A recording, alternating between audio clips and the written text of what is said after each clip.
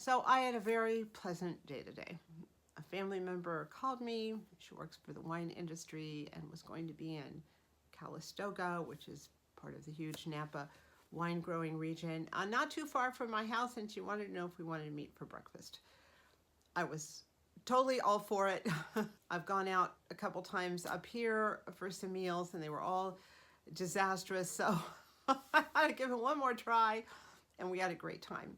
So Calistoga is an adorable little town. I like it because it is not completely touristy. Some of the tourist towns are completely touristy, completely expensive. This one, you have little cafes, nice restaurants, mid-priced restaurants. There's a grocery store in town. There's a Ace Hardware.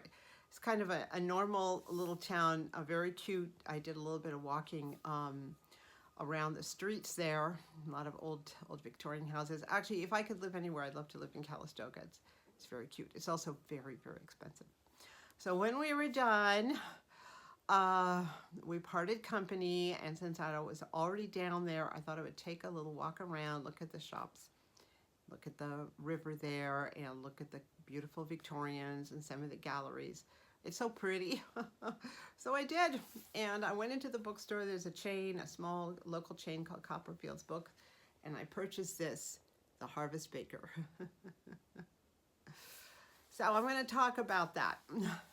But first, a few words from our sponsors. This video is part of a collaboration named #ThursdayBookTube, and it's hosted by myself and Patty from Life with Patty. Every Thursday, we invite you to upload a video, any topic, book related, bookstore you went to, a book you liked, a coloring book you colored in, a magazine you saw, just something you enjoyed reading. We're going old school here.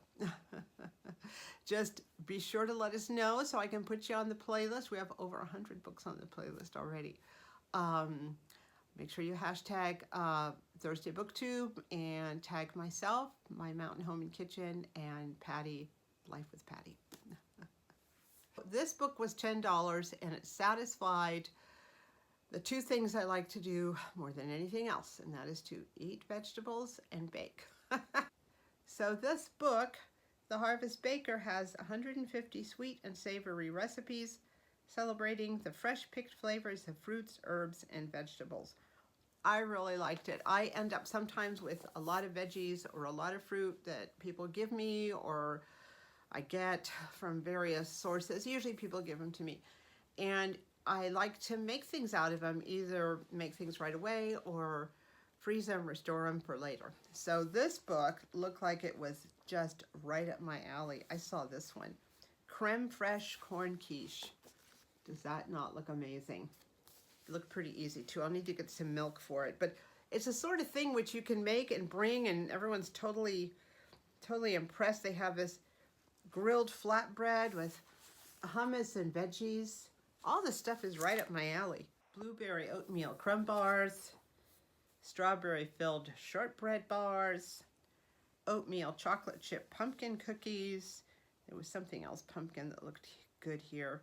Summer squash loaf with olives and cheese. Applesauce oatmeal bread. That sounds good. I just did a applesauce bread on the channel. This was a little bit different. And then there was one more I liked here. Look at this. Pumpkin soda bread. Has flour, cornmeal, sugar, salt, baking powder, baking soda, butter, raisins, walnuts, some buttermilk, and some pumpkin puree and an egg yolk. So what I like about this book is that the recipes looked amazing. They use the sort of produce which I can easily access here where I live in California, and the recipes don't look that complicated. They have like standard ingredients, like what I read to you, the pumpkin soda bread.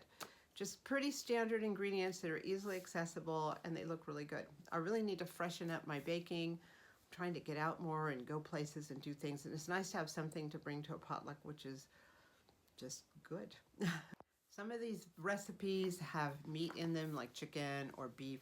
I don't eat much meat, if at all. So I think any of these recipes, you could just take the meat out and would be perfectly fine, since the emphasis is on vegetables and fruit. So I'm gonna look through this and figure out what looks good, and maybe we'll make some stuff together. So always on the lookout for good cookbooks, for new ways to do things, new things to learn. And this looks like it's gonna bring me to a new place in my baking. Thank you so much for watching.